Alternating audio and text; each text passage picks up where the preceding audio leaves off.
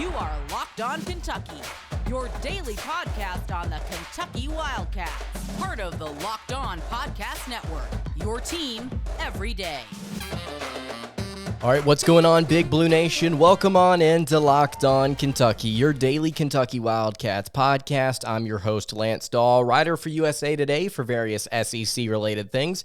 But on this podcast specifically, we take a dive into all things Kentucky athletics. Today's episode is brought to you by Sonos. Experience the game like never before with the Sonos Arc, the premium soundbar for TV, movies, music, gaming, and more. Go to Sonos.com to learn more. All right, on today's episode of Locked On Kentucky, we're going to be breaking down Kentucky's matchup with Mississippi State. It's crazy. We go from one preview episode to one recap episode to another preview episode, and then tomorrow we're going to have another recap episode. Basketball season is in full swing. I absolutely love it. Also, really appreciate you guys making Locked On Kentucky your first listen every single day. I want to remind everybody that we are free and available on all platforms. All right, so let's go ahead and get into it. Mississippi State 13-5 on the season, 4-2 in the SEC, in the running right now as that fourth best team in the conference, at least according to the standings, to potentially make a run at a bye in the SEC tournament should they get lucky at the end of the year. Let's start with the offense, then we'll go to the defense, and then we'll give some final thoughts to wrap it up. The Mississippi State offense, in my notes here, I always leave a description of the offense after I assess it. Kentucky in molasses is the assessment I gave to the Mississippi State offense because they remind me a little bit of what Kentucky likes to do, except they're very, very slow, and Kentucky likes to run with a lot of pace. The Bulldogs average 75.5 points per game. That is good for fifth in the SEC. Their pace of play, like I just kind of hinted at, is very slow. They are 297th in adjusted tempo nationally, according to KenPom. That is very slow. So you would like to think, based off of those numbers there, 75 points a game, and their adjusted tempo, that they are a slow team, but they're relatively efficient. They don't put a lot of shots up. 57.1 field goal attempts per game is 12th in the SEC, and they don't take a lot of threes. They put up 18 threes per game, which is dead last in the SEC. They get to the foul line an average amount. 20.3 free throw attempts per game for the Bulldogs is 6th in the SEC. So there you have it. Those numbers would indicate that this is an offense that is very slow, likes to work in the half court, and does not put up a lot of shots. But whenever they do, they're probably knocking them down. And I would assume that's because they get a lot of good shot selection. They get a lot of decent looks. Stylistically, from what I can tell, from what I've watched so far this season, Mississippi State is a post-centric team. Like we just mentioned, they don't take a lot of threes. They get a lot of looks at the rim. They like to use their big men a lot. They like to run the offense through them quite a bit. Mississippi State is 340th nationally in percentage of points from beyond the arc. So they don't take a lot of threes. They make them whenever they do on a decent clip, but the percentage of points that Mississippi State gets from beyond the arc is not a lot per game. It's actually one of the worst percentages in the entire country. 14.4 assists per game for the Bulldogs. It's average in the SEC. They're shooting 48% from the floor, which is second in the SEC. So there you go. The high percentage looks are really paying off. 73.2% from the free throw line. That's fourth in the SEC. Shoot almost 33% from three. That's good for third in the conference. 37.7 rebounds per game is seventh in the SEC. And we talked about this a few episodes back. It might have been 7 or 8 episodes back, actually, talking about the Bulldogs just a little bit. So they don't pick up a lot of rebounds per game. It's 37.7 is right there in the middle in the SEC. But their rebounding margin is what's really impressive. Their rebounding margin currently is +9, which is 7th nationally. In case you're wondering, Kentucky is first. So you see where I kind of got the Kentucky and molasses assessment, is that this team is very slow, but they shoot a decent clip from the floor. They spread the ball around a little bit, and then their rebounding margin is crazy good. So there you have it. 11.8 turnovers per game, by the way, for the Bulldogs is third in the SEC. So they don't turn the ball over a lot, just like Kentucky does. 3 key contributors here for the Mississippi State Bulldogs. Iverson Molinar. I know I said this was a post-centered team, a post-centric team, but they have one guard in particular that is playing phenomenally for them, Iverson Molinar. 17.7 points per game, 3.6 rebounds per game, and 4.3 assists per contest. He's a physical guard, 6'3", 190 pounds. That's great size for a point guard. shoots 48% overall from the floor, which is very, very good. But he only shoots 38.2% on the road. So he plays well at home, but he does not play as well on the road, at least shooting the basketball. Another guy here, Garrison Brooks, another key contributor, 11.2 points per game, 6.5 rebounds per contest, and a little under 1 assist per game. He's a presence down low. He's a forward for them, 6'9", shoots about 32.5% from three. That's very good for a kid that's 6'9". Transferred in from North Carolina. I believe his dad is on staff as a coach. So he's going to be somebody to look out for in this game. If we're talking about their presence down low, Mississippi State's presence down low, they've got a couple of trees, and he's one of them. The other tree that they have down low, Tolu Smith, 13.1 points per game, 6.6 rebounds per game, and 0.8 assists per contest. He's their starting center. He's a rebounder. He has fantastic post moves. If you want to go back and watch Mississippi State's game against Alabama in particular, I saw some moments where Tolu Smith had some great post moves. He can also get to the free throw line, which you also saw in that Mississippi State versus Alabama game just a week or so ago. Very strong rebounder, great moves, can get to the foul line, everything you want out of your big man. He does it all, and he scores at a pretty high clip. So overall, I think Mississippi State's offense is very interesting. They don't take a lot of threes. When they do, they make them. They're very slow. They run the half court. They like to get sets that get easy looks at the rim. And honestly, what else would you want from an offense? I mean, that's pretty good. It's pretty good to just try and get as many high percentage looks as you can to slow the other team down, to be the physical presence, to really hound a team on the offensive end, which is not something you see a lot in college basketball nowadays. At least it doesn't feel like it does. It feels like there's less of a physical presence on the offensive end and more of a finesse on the offensive end. You can talk about physical defense and all that, but you normally don't see it out of an offense. And I think that's really interesting that we see it out of the Bulldogs here. All right, we're going to talk about the defense here and what they bring to the table in just a second. But before we do that, want to tell you guys about our friends at BetOnline. BetOnline would like to wish you a happy new betting year as we continue our march through the NFL playoffs and beyond. BetOnline remains the number one spot for all the best sports wagering action for 2022. It's a new year and a new updated desktop and mobile website that you can go and sign up on today to receive your 50% welcome bonus on your first deposit. Just head over to betonline.ag and use our promo code LOCKEDON to get started. From football, basketball, hockey, boxing, and UFC, right to your favorite Vegas casino games, don't wait to take advantage of all the amazing offers available for 2022. BetOnline is the fastest and easiest way to wager on all of your favorite sports. BetOnline, where the game starts. All right, continuing along here on the Tuesday episode of Locked On Kentucky. Thank you so much for making Locked On Kentucky your first listen every single day. If you're watching on YouTube, please make sure to subscribe and turn notifications on so that you get notified whenever the next episode of Locked On Kentucky comes out. A lot of comments recently. You guys, I absolutely love the engagement. If you have any questions that you want me to answer on the podcast, you just happen to have a question, I will literally stop any segment to have a short few minutes where I answer questions from you guys. I really want to engage with you. Want to see what's going on. We did that last episode. There were a lot of Auburn fans in the comments on last episode, and I just got to say, some of you were nice, and some of you are acting like you've never had the number one ranking ever, and you haven't. So some of y'all got to chill is essentially what I'm saying. But some of y'all were very, very nice, and I appreciate the engagement, and I appreciate getting to talk with you guys. Love doing what I'm doing here. The Mississippi State defense, we like to have a little bit of a statistic alert, something interesting to talk about with the defense every single time we do a breakdown of Kentucky's opponent. And here's a statistic for you. We've actually got two. Mississippi State has faced 4 teams inside the top 100 in offensive efficiency, according to KenPom. If you've not listened to the show, if you don't know, there are 358 teams in Division I college basketball. So being in the top 100 is pretty good. Top 100 in offensive efficiency, according to KenPom. Mississippi State's played 4 teams. They are 2-2 in those contests. Mississippi State is. And both losses for the Bulldogs were away from home. So they played 4 teams that are very efficient offensively, and they're 2-2 against those teams. And again, both those losses were on the road. The Bulldogs play Kentucky in Rupp Arena tonight. In Mississippi State's 5 losses total on the season, the opposing team was 103rd in offensive efficiency on average. The Bulldogs gave up 76.2 points on average in their 5 losses as well. So there's a little bit of a theme here with Mississippi State losses. They play teams that are offensively efficient on the road, and they've really struggled.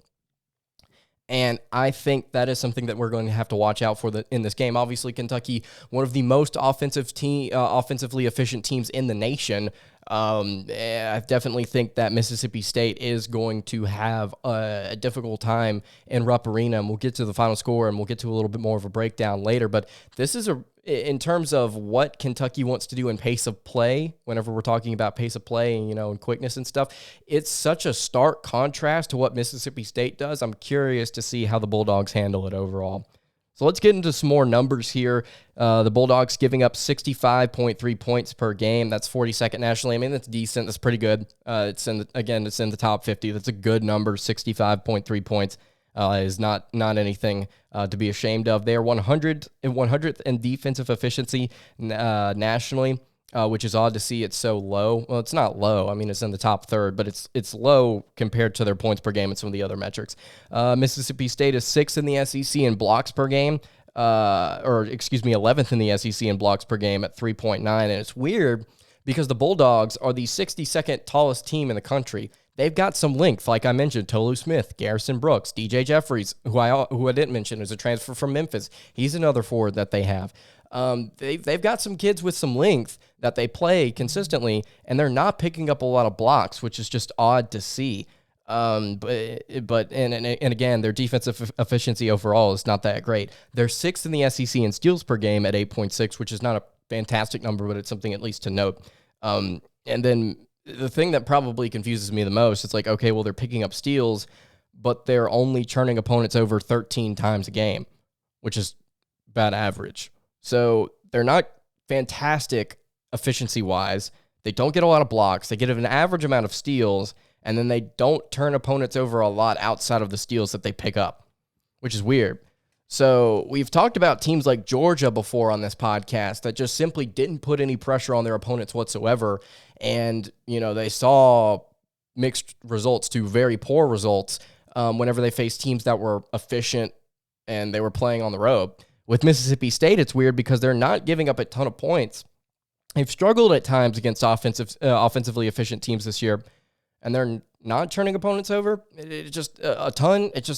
It feels like they're putting a little bit of pressure on opponents. And when you watch them, it looks like that. Certainly, they've got that length. But I would also say that if you do watch them on film, it kind of feels like that length does kind of make up for the fact that they aren't very intense, very physical on the defensive end. And I think that's what's led to some I would say lower scoring games this season. And it's not to discredit Mississippi State. I mean, they're very athletic. They're very good. There's a reason that they're 13-5 right now, and still in the race for the SEC title. I mean, technically they still are, but they're very well coached. I think they're a good team. I think Ben Howland is a very consistent coach, but it's just weird to see some of these numbers, not necessarily line up with what I think their philosophy is. And maybe it's just they simply just haven't got the results they wanted this season, even though they're trying. All right, we're going to have some final thoughts here in just a minute. We're going to ask some questions about this Mississippi State team, about what Kentucky is going to do in just a second. But before we do that, I want to tell you guys about our friends at Get Upside. All right, Kentucky fans, let me tell you about an incredible app everyone who buys gas needs to know about. Get Upside. If you have Get Upside, as all Locked On Kentucky listeners should, then you will be making up to 25 cents for every gallon of gas every time you fill up. Just download the free Get Upside app in the App Store or Google Play right now and use promo code SCORE and get a bonus 25 cents per gallon on your first fill up. That's up to 50 cents cash back. Don't pay full price at the pump anymore. Get cash back using Get Upside. Just download the app for free and use promo code SCORE to get up to 50 cents a gallon cash back on your first tank. All right, wrapping up the Tuesday edition of Locked On Kentucky here. Again, thank you so much for making Locked On Kentucky your first listen every single day. Any questions, comments, concerns, if you want to hit me on socials, if you want to hit the YouTube channel in the comment section, you want to ask a question about the game, you want to ask a question about anything Kentucky related, I'm more than willing to talk about it with you guys. All right, the 4 things that Kentucky needs to do If you've not been listening to the podcast, I've set parameters around Kentucky Wildcat wins. They've got to do 4 things, or at least 3 of 4 things, to win a given basketball game, especially on the road. But this game's at home. So the 4 things: can Kentucky shoot the ball well? Can they have decent shot selection? Can they play well in transition? And can they protect the rim? Those are the 4 things. Before we get into that, I've got a couple of questions about this game. The first one being, will we see Shaedon Sharpe play? Now, Calipari has been relatively mum about whether or not Shaedon Sharpe, the star freshman, is going to actually play for the Wildcats this season. I believe he will. I believe he will at some point. Yeah, I think it would be to his benefit. I also think that considering he is officially eligible for the NBA draft, I mean, there's got to be some type of discussion going on behind closed doors about whether or not he would benefit from playing a little bit at Kentucky, because if he's currently projected as like a top 5, top 10 pick, why would you risk getting out on the floor and then scouts seeing your play and realizing that you're not as good as what your projection is?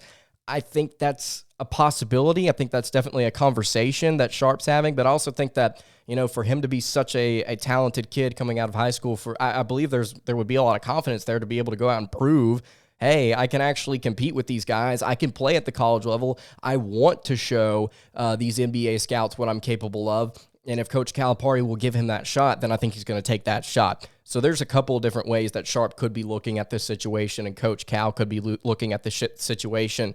I will say, though, there's a reason that this kid came to college in the first place. There's a reason that he came to Kentucky in the first place. He wants to play here.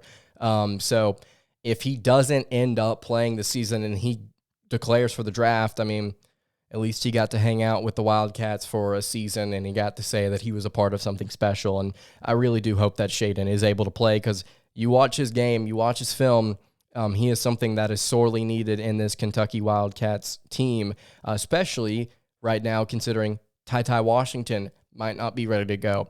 And that's what I'm going to move to here next. Will Ty Washington heal up in time to potentially play in games down the road? Again, I don't know what his status is. He dodged what could be a really, really bad injury from what I've read, from what I've seen, from what I've heard. But he's probably, at least I don't believe, going to be 100% against Mississippi State if he does play at all. So I definitely think that if this is a game where Kentucky finds themselves winning 10, 12, 15 points, I think you can definitely put Sharpe in and let him play some minutes. Let him get a couple of shots up. I think he could be something that Kentucky fans will be even more excited about as the season progresses if we just get to see him play. So I want to see him play. I don't know if he will. And then also Ty Washington and his injury are definitely a factor in this contest as well. Let's go ahead and get to the 4 parameters here for the Kentucky Wildcats. Shoot the ball well is one of them. Teams shoot well from 3 and from the floor against Mississippi State. Teams are shooting 49% from the floor against the Bulldogs and 34.3% from downtown. And because Mississippi State makes teams play a half-court game, there are less opportunities for shots, even though teams shoot decent clips against them. Thus, I believe that's why teams score on average 65.5 points per game against the Bulldogs. And also, I think that what I was saying earlier is Mississippi State's lengthens possessions on defense, even though they aren't turning opponents over. They're just simply bigger and athletic, and it's difficult to work an offense around that.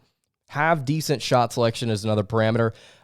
Kentucky's got to have decent shot selection. Mississippi State's opponents get 39.3% of their points from downtown. And this is what concerns me a little bit in this game. Kentucky doesn't take a lot of threes.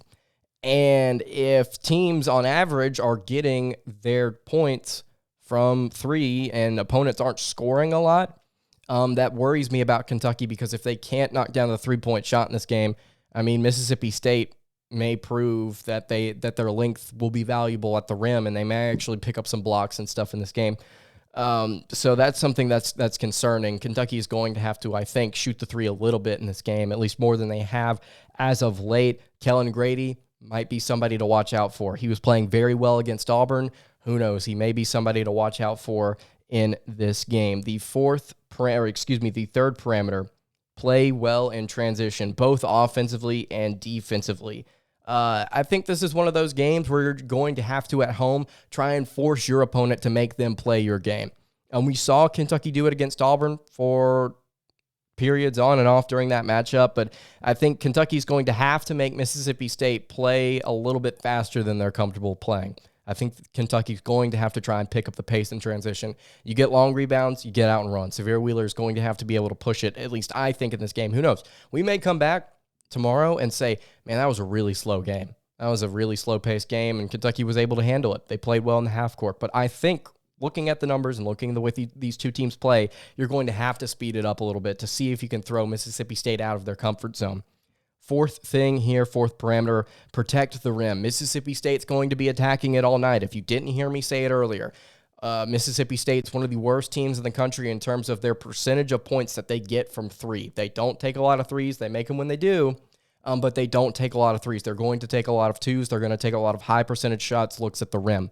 Can Kentucky defend the rim? That is going to be crucial in this game if they're going to have to shot at winning or winning comfortably in this matchup.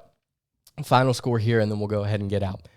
All of this to say, I think we're going to see an interesting contrast in this matchup. I think we are going to see at times it slow down, it pick up. I don't know how many fouls we're going to see in this contest. You kind of got an idea of what kind of fouls you were going to see against Auburn. I don't know if fouls are going to be an issue in this game in terms of pacing, right? But a final score prediction here. I believe KenPom has Kentucky winning and scoring 79. I think Kentucky scores over 80. I'm going to triple down. I've said 3 games in a row now. I think Kentucky's going to score over 80. Let's see if they finally do it.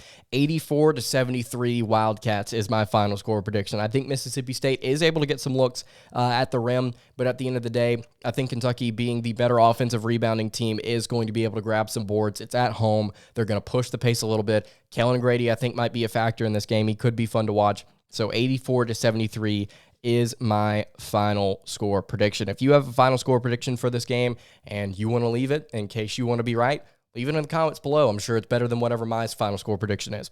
All right, that's going to do it for today's episode of Locked On Kentucky. You can follow the show on Twitter at LockedOnUK. You can follow me on Twitter at LanceDawe_, and you can also follow the show on Instagram at Kentucky Podcast. I will see you all tomorrow to recap what is hopefully a Wildcats win. Have a good day, everybody, and God bless.